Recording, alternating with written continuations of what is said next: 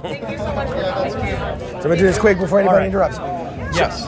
Hey guys, CQ here from Pop Culture Warrior. I am here at MGScon, the first ever MGScon celebrating all things Metal Gear with arguably one of the biggest parts of the franchise, the voice behind Otacon, the character, Christopher Randolph. Thank you for taking 2 minutes to sit with me. It is my pleasure. You have been incredibly busy all day. It's been a busy day.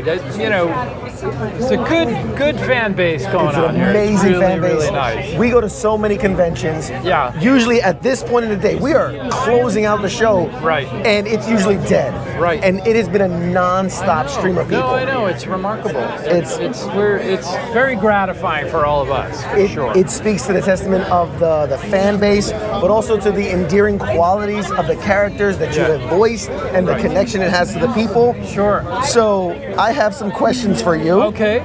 Ask away. So, as the voice of Otacon in the Metal Gear series, what aspects of the character do you find most relatable or endearing to those fans? You know, I've always thought of Otacon as kind of being the heart of the series in a way. He's the vulnerable one. He's the sensitive one, and so I think he provides that level of humanity to the series. You know, when you've got the Macho Snake and the villains and everyone with their agenda. Otacon is much more kind of innocent in a way, although he grows throughout the series. But I think that's what he lends. That and humor. He also brings humor to the thing. And both of those components are, I think, really important and crucial in the success of the series. Yeah, I mean, when it seems like every character is larger than life. Right. Every character is this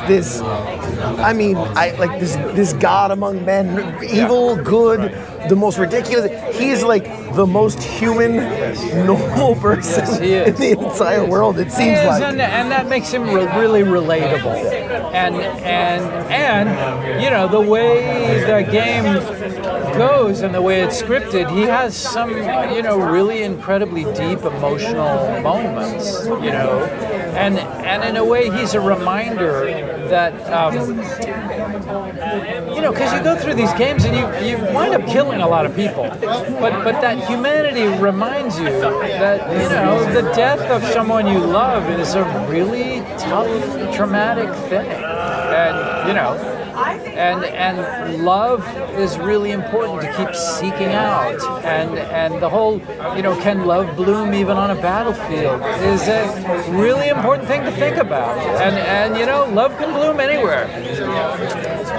I can attest to that. I can attest to that. Yeah. So Otacon is known for his technical expertise, his emotional depth. We talked about that. Right.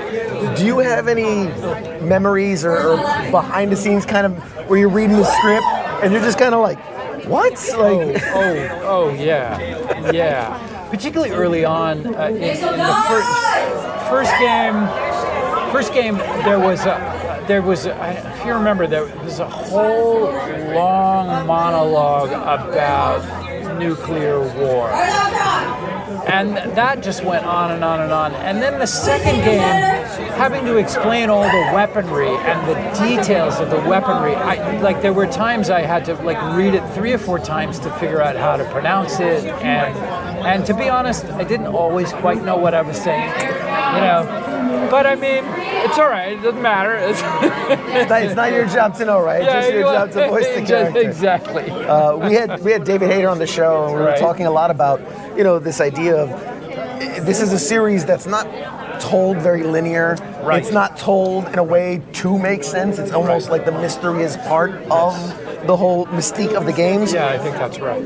Was there ever a moment where you're just like, somebody needs to explain to me who this is, why this is, like... Well, interestingly, because, you know, I voice Otacon's father, Huey, and when we were doing MGS5, we were maybe a third of the way in, and I said to Chris Zimmerman, our voice director, wait a minute, is Huey a good guy or a bad guy? I can't quite figure this out. Because you don't get to see the script in advance. And when we did Peace Walker and I was playing Huey, it was much more straightforward. So it was like, wait a minute, you have to explain what's really going on here.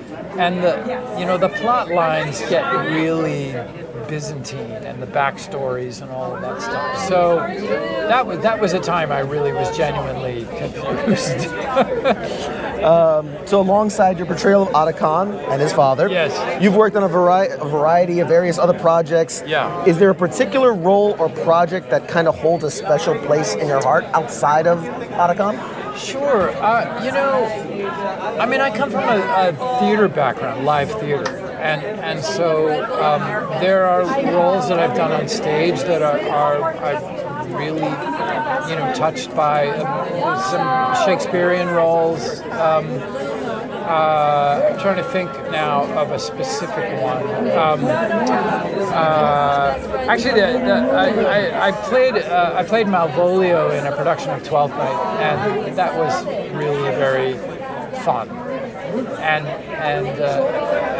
very close to my heart. And there's a Pinter play called Betrayal, and I played a role in that. But I've been playing a judge on Law and Order lately, and that's pretty amazing too. So nothing to sneeze at. The whole point of getting into a business like this, which is so difficult, is that when you get to do it, you get to do a whole variety of things. And I think that's what really is closest to and most exciting for me is to do this and to do the judge and to do theater and to all of that. Awesome. So, yeah. Do you think 2 more questions, we'll let you go because you're a busy guy. Did you ever think the first time you're sitting there and you're recording the lines for Otacon, I mean, it's a silly question to think, but 30 years later, that we would still be so passionate about this character? No, I did not. No, I really, when we recorded that first game, I really had no idea. It was totally foreign to me because I wasn't a gamer. David Hayter sort of knew. I really had no sense of it, and the fact that it's turned into what it is an astounding thing. It's just wonderful thing. I usually ask this question first, and I got so excited and flustered talking to you that I didn't think of it. But we're a veteran-owned and operated radio station, internet radio station. Right. Most of our audience is veterans or active military. Right. Do you have a connection to the military, be it family, friend, anything like that? Right. Well, both my grandfathers were in the military. Particularly my mother's father was in both World Wars. He was old enough in World War Young enough in World War I. Young enough in World War I, and survived. And then he was an adjutant to General Patton for a while in World War II. So, and I often think about that, and I was a little too young for Vietnam, and then there was a pause, and it just was not the direction that I went into.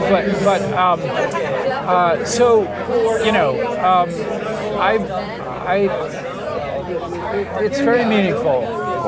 What the military does. It is not easy. It is not easy. And I have great respect for it. Well, I appreciate your time. Thank you so much. Of course. Do you have a social media that people can follow you? Sure. You can find me on, I always forget, but Instagram is CBFR59 and Twitter is @ChristopheRan. So you can track me there, and I'm also on Cameo if you want a private little video. I'm happy to do that for you. Absolutely. And if you ever want a more extensive interview, we should make that happen. We want to have you on the show, get you in front of a live virtual audience. I would love to do that. Well, I want to thank you for your time. Sure. I'm so excited. This has been such an amazing event. I hope, like you said earlier, Yeah. that not only it continues, but that it's a traveling show. Yeah. Bring it to the masses, I because think that'd be there's great. obviously such a fan base for it, and it's an incredible game. I grew up on it. I love it, and I'm happy to be here talking with you. This is a dream come true, so I thank you. Thanks, man. So Thank you this so has been much. a pleasure. Yeah, I'm so happy about this. We'll have Christopher. I'll be back. Let me say Christopher. We'll have Christopher on the show much soon, and keep watching. Great. Thanks. Thank you. Awesome, Thanks, man. Thank you. No, this was.